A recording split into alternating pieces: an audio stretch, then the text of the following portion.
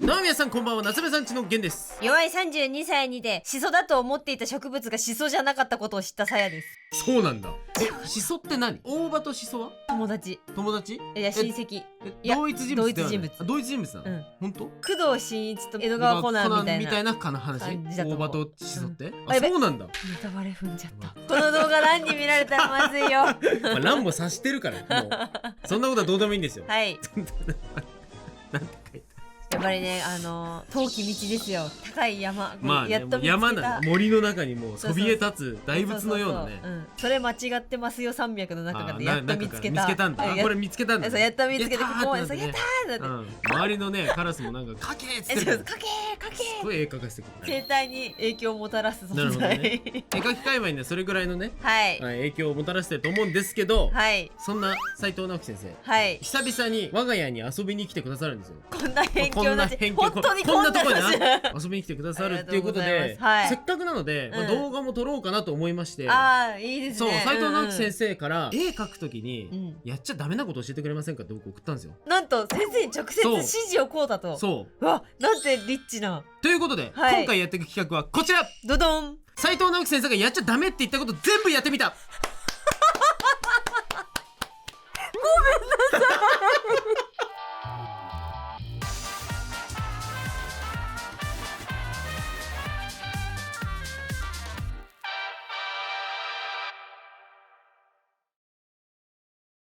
意味わからんこと言って、意味がなんか全然文脈が合ってないと思うんですけど、びっくりしちゃったでしょ今。何があって思って。いや、斉藤直樹先生っていろんなお絵描き講座出してるけど、いやそうだよ、これやっちゃダメって言ってやっちゃダメなことを教えてくれるのってさ、すごいありがたいことだし、あ、こういうこと気をつければいいんだなっていう、非常に視聴者的にもありがたい動画だと思うんですよ。金言に溢れているわけですよ。全部やってやろうじゃんかと。なんでだよ。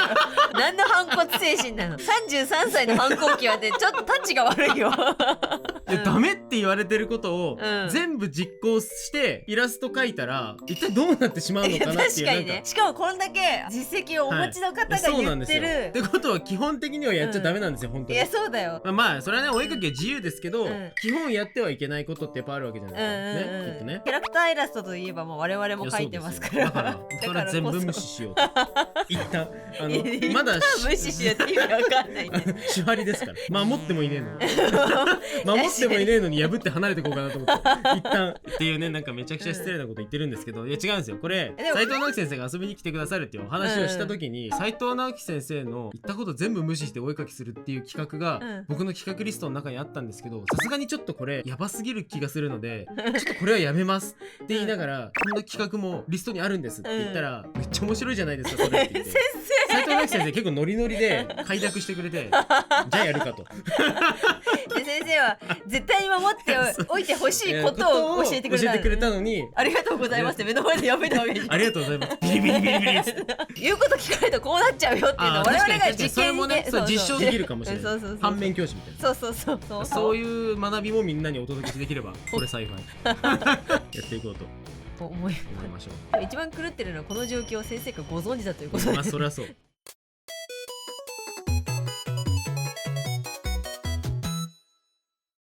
てなわけで、ここに斉藤直樹先生がやっちゃダメと言ったことを10個挙げてくれたんですよ、端的に。まあもちろんいっぱいあるよ、他にもいっぱいね、先生の動画いっぱいあるから。てかまあ先生が普段気をつけていらっしゃることもかもしれないね。ちょうど10個あるので、これをシャッフルして我々が5個ずつ引いてランダムに禁止しようというわけです。どうするの？できれば白紙から始めましょうとかだったらどうする？でもそれスクラッチアウトやればいいじゃん。すごいね。ああ言えばこういうね、拷問チャンネルの主じゃん。だから我々結構今までセルフ拷問してきたから、確かに意外とそれを縛られてもいけるんじゃねこれっていう可能性もあるんだけど。はい。じゃあ上から順番にまあいきます。じゃんけんで決めよう。最初はグー、じゃんけんぽい。じゃあ最後の勝ちだよね。なんです全勝できるやつじゃんか。いくよ。せーのドン。赤、青、黄、緑全部を画面の中に同じ分量で入れちゃダメってこと。入れなきゃいけない。むずー。赤っぽい絵、青いっぽい絵っていう印象になっちゃダメってこと。これちょっとでも緩いかも。バストアップでは手を入れなきゃダメ。顔周りとかいろんなところに手を入れた方が情報量が増えるからね、手はね。やっぱりだからダメだけど、豚切った手とかロボの手。確かにいつもの僕の適当なロボテがこの周りにふよふよしてんのもダメってこと。ダメ。まあでもこれはまだ全然せーのドン。影を黒っぽいグレーで塗り重ねちゃダメ。これ解釈間違ってたらちょっと後で先生怒られればいいんだけど例えば肌の影にちょっと紫色、薄い紫入れたりとか、っていうことじゃなくて暗い方のグレーで塗り重ねるろってこと、影を。そういうことあなたはね、それ左右対称が決まったさやです。楽しかった楽しかったまだ2枚目だからあと半分以上あるから。せーのドン。くそ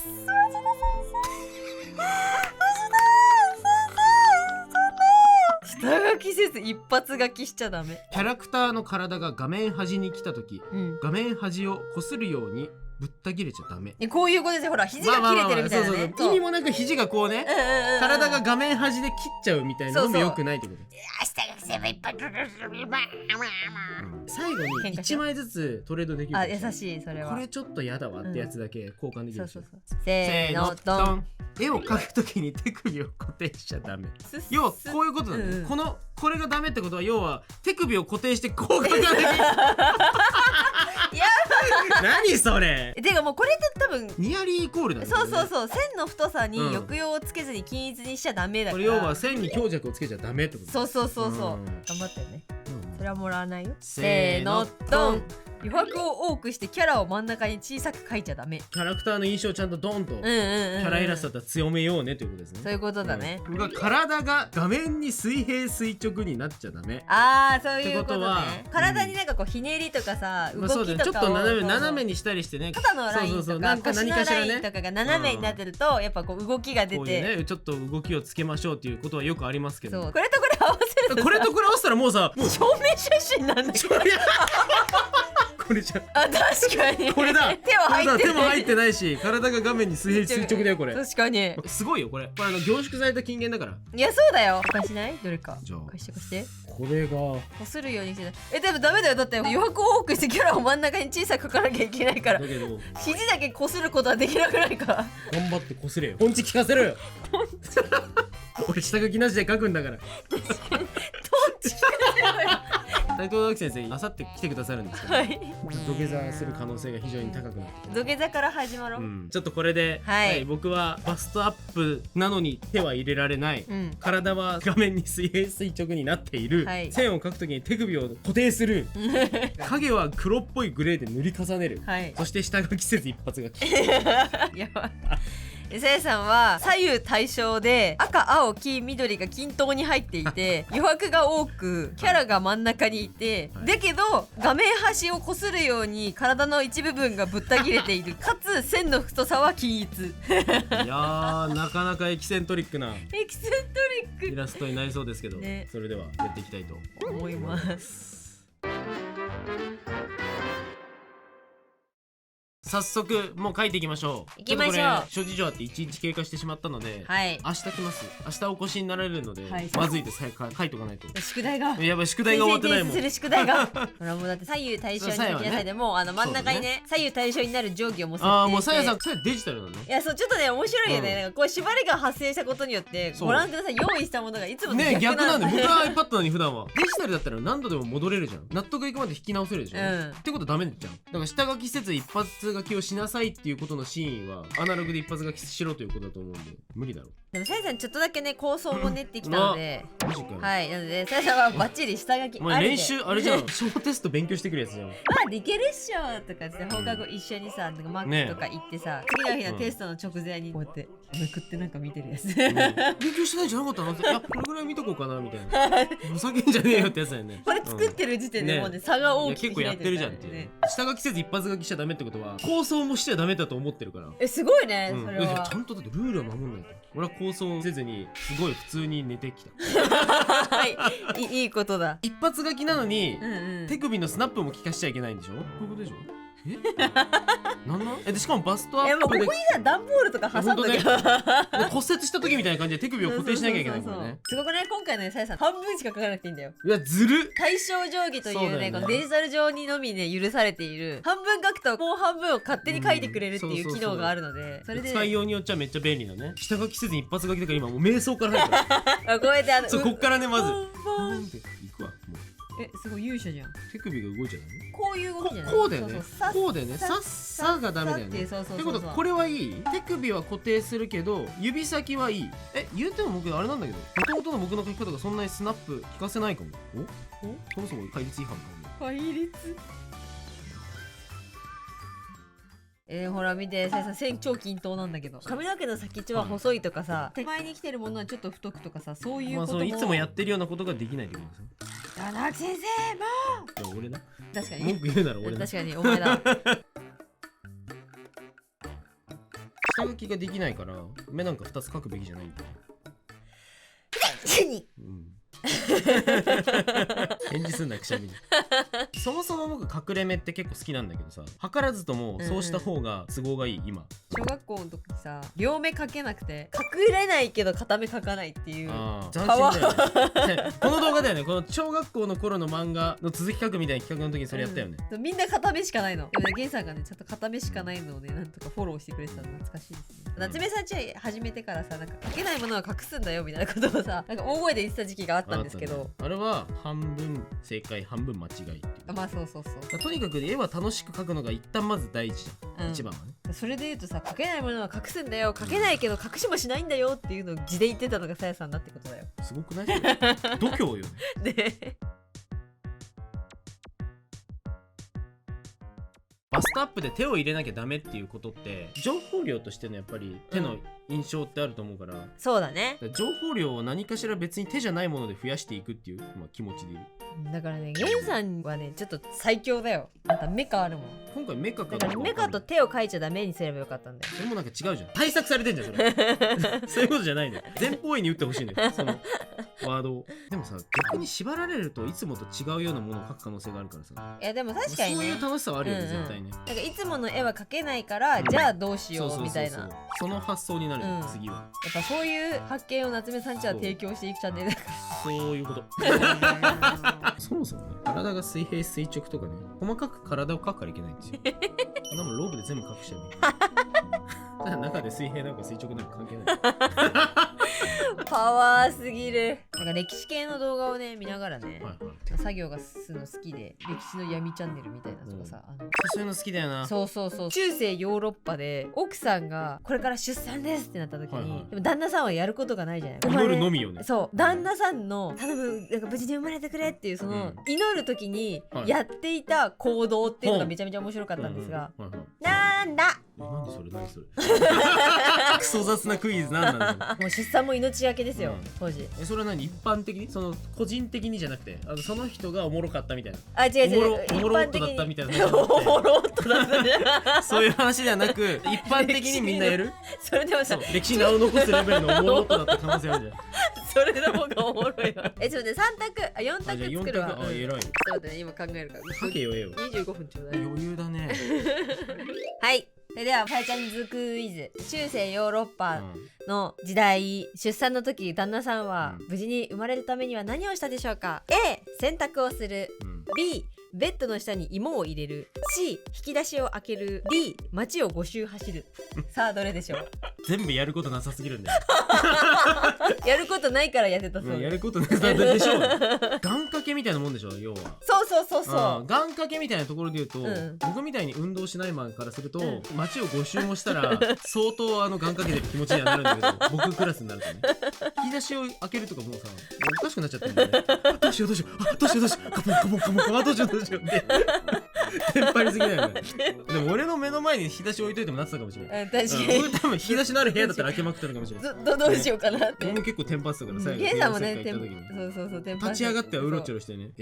でもなんかな、洗濯するとか、いやでも偏見ね、当時のヨーロッパの男性絶対洗濯しないと思うの。今の倫理観だったらありえないけど、もしかしたら中世ヨーロッパだったらその倫理観ありえたのかなということで。確かにね、それはでもありそうだね。そうだねっていうことは違うっていうことらしいんだけど、みんな運動不足だったということにして街を5周走る。妻と同じ苦しみを味わう。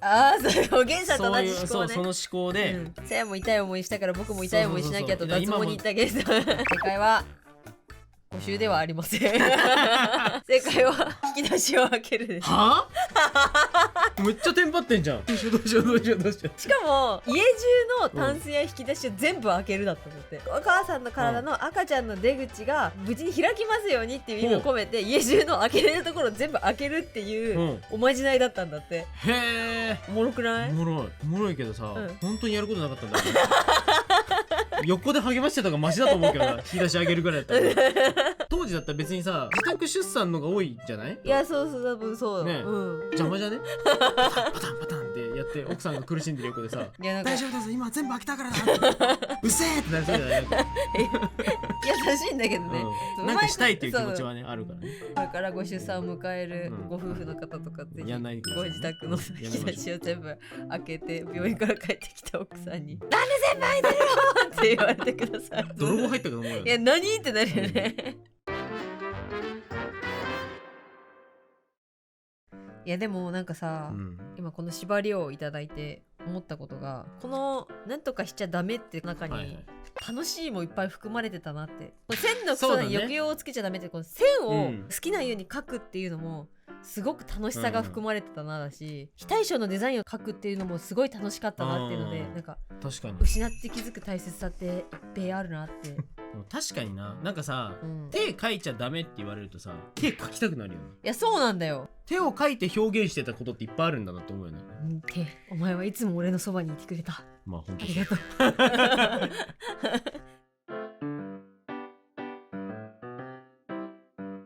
う。待って、これちょっとさ、斉藤直樹先生がダメって言ったことを今やろうとしてるじゃん。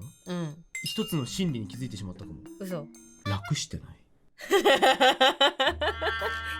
下書きを書かずに書きやすいものを一発書きで書いて、楽して絵描いちゃいけないんじゃない？もしかして。そういうこといっぱい考えて。そう、要は今気にしなくていいですよって甘い言葉でささやかれてるけど、それに乗っかって楽をしちゃいけないんじゃない？先生、それを気づかせるために俺ね、僕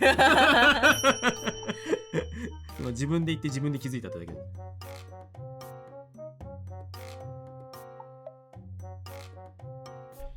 よっしゃ、色を塗っていくが、まあここまでは待って、固定、はい、線を描くときに手首を固定しながらなるべく描いたし、下書きせず一発書きできたし、体が画面に水平垂直になってるよね。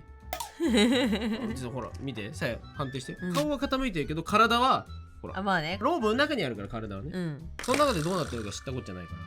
でここからでこれ手を入れてはダメ、はい、手を入れなきゃダメだから手を入れない、OK、これもクリア。ここからは影を黒っぽいグレーで塗り重ねるっていうのがあるんで、一旦まず影になる前のベースを塗っていこう。黒っぽいグレーで塗らなきゃいけない。つまりモノクロっぽい絵を描けばいいんですよ。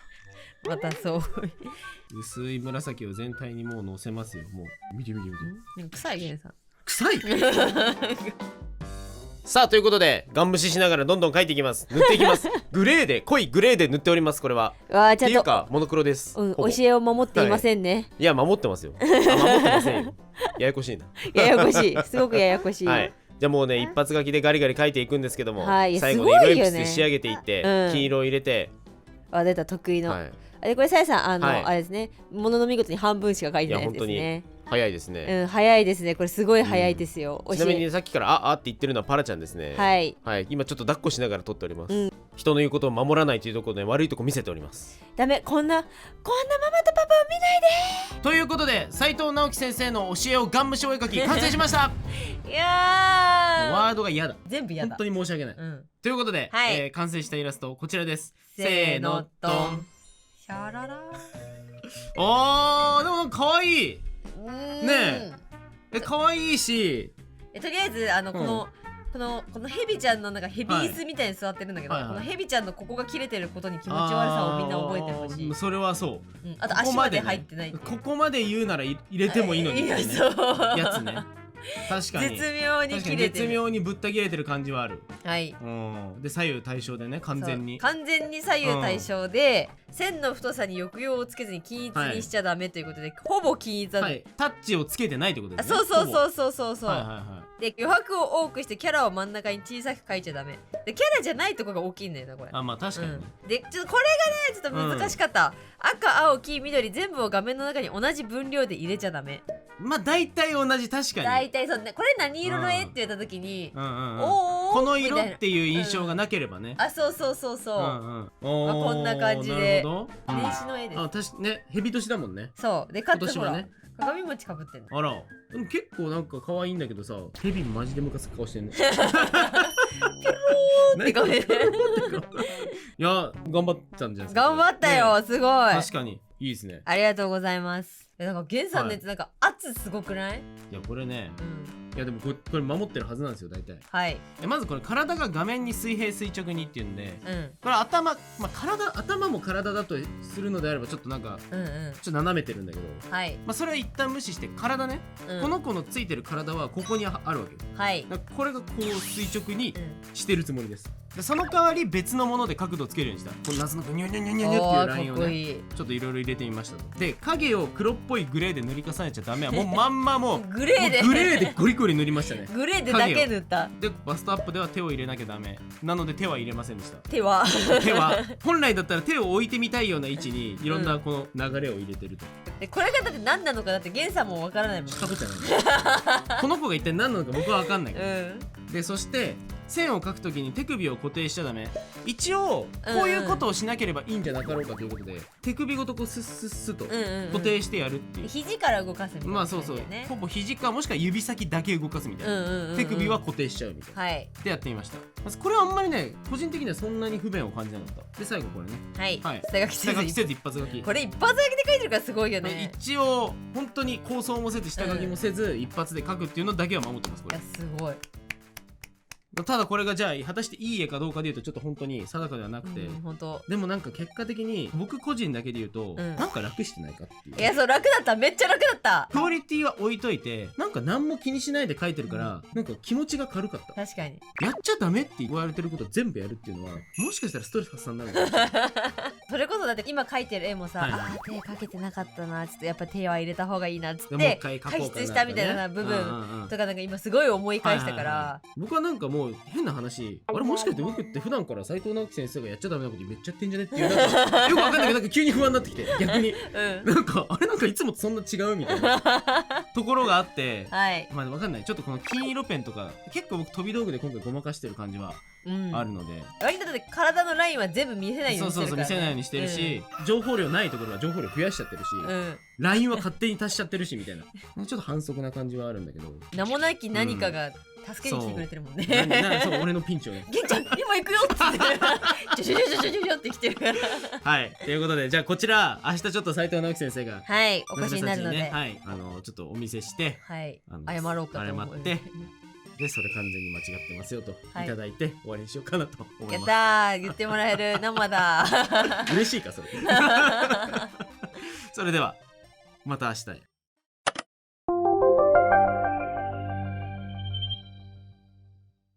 はいということでお越しいただきました。ありがとう。来ちゃいました斉藤直樹先生です。ありがとうございますどうぞ土下座ムーブから始一める。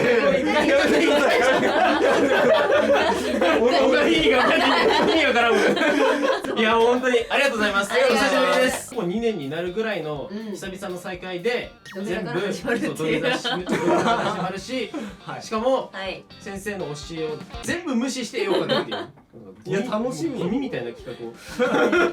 いやでもなんか全部無視されることって逆にないので、それはマジでそうですいやどうなるんだろうって普通に気になりますよね。確かにね、みんな斉藤直樹先生のチャンネルに行って金言が転がってないか探しに行くんですよね普通。いやそうそその金言を破り捨てるみたいな。そうだからもう一番のアンチですよ。いや確かアンチですよね。になんでちょっと公認アンチの状態なんですけど面白い絵ができるんじゃないかなと思って取り組んでみたんですが、まあちょっとこれは斉藤直樹先生にご判断いただこうということで早速ちょっと書いたのがあるので見ていただければと思います。楽しみ。ちょっとね、この今回やっちゃダメなことみたいなやつをちょっと10個ほどいただいてて、でそれをまあ全部やってもよかったんですけど、多分僕たちの心のビビりがよしじゃあ5個ずつにしようか確かにそれ全部破るっていうのもなかなか逆にですからなんかなかなかもうそれはなんかどういうものなんだっていうことになりかねなかったので、一応5個ずつランダムに引いて選びました。はい。じゃあちょっと僕の方から何を無視したのかをはいはいはいはい発表します。まず一つ、先生からいただいた内容が体が画面に水平垂直になっちゃダメあ、なっちゃダメ。はい。ということで、体が画面に水平垂直にしましたっていうことですね。はい。でそして影を黒っぽいグレーで塗り重ねちゃダメうん。っていうことだったので、影は黒っぽいグレーで塗り重ねました。はい。心が痛くなってきた。ご本人を前にしてはい。でバストアップでは手を入れなきゃダメとのことだったんで、はい。手は入れませんでした。ああ。はい。でバストアップで描きました。うん。はいあ、なるほどな。はい。でそして線を描くときに手首をスナップを効かせて描かないのはダメ。ああ。といたなだいたのでるほど、書き方ですね。そう、描き方でいたこうやだいて。って書いたってことですね。なので手首はもう完全にガチッと固定して、肘から線を引く、もしくは指先だけで線を引くっていうそれ縛りでやりました。なんか添え木とかしてほしかった。あ、確かにそれにした方がよかった。確かに。であともう最後、これが一番あれなんですけど、下書きせず一発書きしちゃダメって。ああ、きついやつですね。下書きせず一発書きをしました。かつデジタルでやると戻れるじゃないですか。はいはいはい。だからそれちょっとズルだなと思って、はいアナログアナログでであとさらに縛りでラフの構成も絶対に作るのやめようと思って、はい書く前に何も考えずにすげえ挑むっていうなんかよくわからない縛りを課したんですけど、でゲンさんの絵からはい。じゃあこの斉藤直樹先生の教えをどうなってんの無視して描いたイラストですね。はい。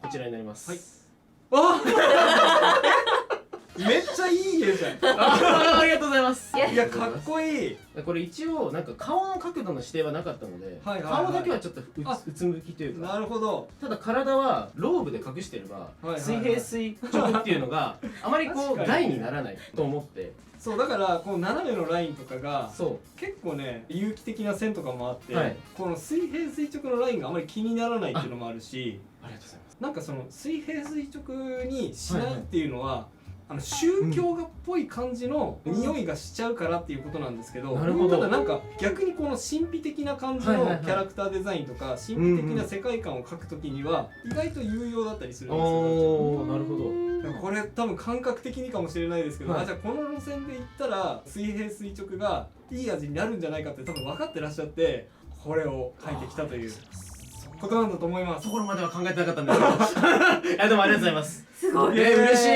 これなんか悔しいのは僕がやっちゃダメっていうやつを全部取り込んで、なんかすごいイラスト描かれちゃったんで源さんの凄さが際立ったっていうそのだけの種明かしというか、はいズルを言うと、はい先生がおっしゃったその水平垂直がパチってなっちゃうとやっぱ動きのない絵になるっていうところだと思うんですけど、このよくわからんこの女の子が形成してってる様、あなるほどなるほどジュジュジュって感じはいはいはいのこのラインを入れることで、うんこの斜めとかこの X っぽいラインをも入れちゃおうっていう、ダメとは言ってないですからね。そうダメと言われてないことはやろうみたいなコーナー抜け目をいやでもこれ多分見ている人もすごはいい役立つというか、はいはいはい。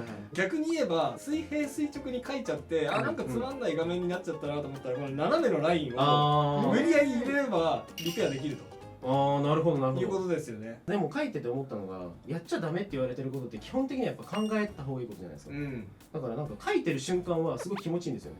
なるほどなんか無視してる、あ、何も気にしなくていいんだこれみたいな。ちょっとなんか縛りプレイみたいなところありますよね。そうなんですよねそうだからこの武器使っちゃいけませんよっていううんあそうなんですよ中でどうやってこのボスキャラを倒すのか、いや見事に倒してみせましたね。ありがとうございます。素晴らしいです。ありがとう。これ心臓痛かったですよずっと。じゃあちょっとこの後じゃあさやのも見ていただいて。怖いゲンさんがすごく褒めていただいてでも私ちゃんとあれですよありがとうございますちゃんと何にもなってないですよ私ちゃんと何の自信なの？グイッめっちゃ自信が。でさやさんなんですけど、線の太さに抑揚をつけず均一にしちゃダメということで、線の太さは均等です、はい、キャラクターの体が画面端に来た時画面端をこするようにぶった切れちゃダメということあでだから若干切れてますで、左右対称に書いちゃダメでぴったり綺麗に左右対称に書かれてるあはいはいはい。なので私は左右対称ツールを使って書いたので、うん半分しか書いていませんで余白を多くしてキャラを真ん中に小さく書いちゃダメをいただいたのでちっちゃく書いたんですちっちゃいです真ん中これ結構難しいですよ。で赤青黄緑全部を画面の中に同じ分量で入れちゃダメ頑張ってますつまり色がわりかし均等に入ってるってことですよね。これが一番難しかったですねあこれ何の絵だってなってましたそして出来上がったのが出来上がったのがこちらですどうぞあでもなんか面白い面白いぞ。面白い。足切れてて、この子が座ってる椅子がちょっと切れてて。あ、でもね、一個だけ勘違いされてるのが、画面をこするっていうのは、これ切れちゃダメなんじゃなくて、例えばこの線をここにスーって沿わせるっていうことなんですよ。だからこれ画面で言うと、こういう感じの気持ち悪いでしょっていうことなんですよ。これだ。こうとか。いや、ちょっと切れてるから、これは気持ちいい。マジで守れてしまった。まだちょっとアンチになりきれてない。アンチになりきれて僕の教えを守ってしまいましたね。そういうことか。なるほど。そう。あ、でもすごい。めっちゃいいですね。ありがとうございます。これもだからシンメトリーにすることでちょっとこうなんだろう宗教チックに見えるじゃないですか。確かに何かしら意味がありそうな感じ。そう何教みたいな。だからそれがなんかいい感じに味になってて、このメッセージを解き明かしたくなりますよね。これ2025って書きたかったんです。あ、なるほど。そうなんです。もう左右対称じゃないといけないから2025って書けなくなっちゃう。面白い。このイラストでも僕すごい好きだもん。うわ、嬉しいね。このよくわからない魅力があって、あとなんかこの子の多分左右対称に書いたからちょっと写真気味というかになってるんですよね。それもなんか魅力につながったりとかしてて、ありがとうございます。なんか狙ってそういう風にしたのかなっていう感じの味にもなってて。そうなんです。狙ってやりました。嘘つけ。ちなみにこれ色はどうですか？パッと見の印象いけてますかこれ？いけてますね。お、あ、よかった。これね、多分ね、この白がいい感じの緩衝材になってると思うんですよね。確かに。だからこれがその許容してくれるというか、なんか逆に何味にもなりきれてない不思議味になってて、こうすればいいんだって思いました。いいですね。うわ、勉強させていただきました。すごい。いやもう本当にすみません。すいません。流れるように。具材の抵抗なさすぎて大丈夫。でもやってて思ったんですけど、やってはいけないことって一個の絵に対して全部じゃなかったりするんだなっていうのをちょっと思いました。なんか色がいっぱいに対して余白でなんか今バランスが取れてるっておっしゃっていただいてたんで、これとこれを弾けたということはもしかしたらちょっとラッキーだったかもしれないってことだよね。そうだね、その色かもしれない。ね、色を全部入れちゃダメと余白を多くするっていうのはラッキーだったで、ゲイさんに下書きを書いちゃダメを押し付けて。よくわかんないけど。いや、ということでいかがでしたでしょうか。いやでもなんか普段やらないような縛りをつけることで、多分普段描かないような絵を無理やり描く機会になってますよね。それはそう思いました。そうだからなんか意外と楽しいのかもしれないなと思ったんですよね。でも斉藤直樹先生でも見たいですね、もはや。自分の言うこと全部無視してみたいな。じゃあこのカードよかったら使ってください。やってみようかな。で、ただ一個問題点があって、すごい不安な気持ちになったんですけど、文句いつもと変わんねえなってなっちゃったんですよ。これのせいなのかな。いや、なんかそう、じゃあ源さんにはよくわかんないぐにゃぐにゃ禁止。そう人対策おかしいんだよ。先生のチャンネルそんな個別の人にやることないじゃないですか。いつも僕の教えの中に源さんはよくわかんないぐにゃぐにゃ禁止っていうのを付け加えます。付け加えられた。ということで、今回非常に失礼な企画をご快諾、そしてこんな好評までいただき、本当にありがとうございます。ありがとうございます。本当アンチではないので、斉藤直樹先生の視聴者の皆様、本当にお許しください。公認のアンチです。まずいまずい、そのタイミングはそれは完全に間違ってます。それ逆に返されました。普通に。ありがとうございます。ということで、斉藤直樹先生の動画でも実は夏目さんち出演しておりますので、概要欄からチェックしてみてください。はい。皆さんはちゃんとこういうこの金言のね、先生が実際に実演でね、これやっちゃダメだよっていう動画がたくさん出ていらっしゃいますので、ぜひご覧ください。これなんか逆に無視して書いてみてほしいですよね。ああ、皆さんにね。ああ、なるほど。皆さんもじゃあ無視してそんなそれはどうなんですか。ハッシュタグを概要欄に載せておきます。斉藤直樹の言うこと全部無視してみたい。見てほしい。確かに。いや、見たいですね。見たい。確かにちょっと見たい。お待ちしてます。ハッシュタグ書いておくので。大丈夫かなこれ。一番なんか過激な動画になっちゃう。ありがとうございます。ありがとうございます。本当にすいません。本当にすいません。ありがとうございます。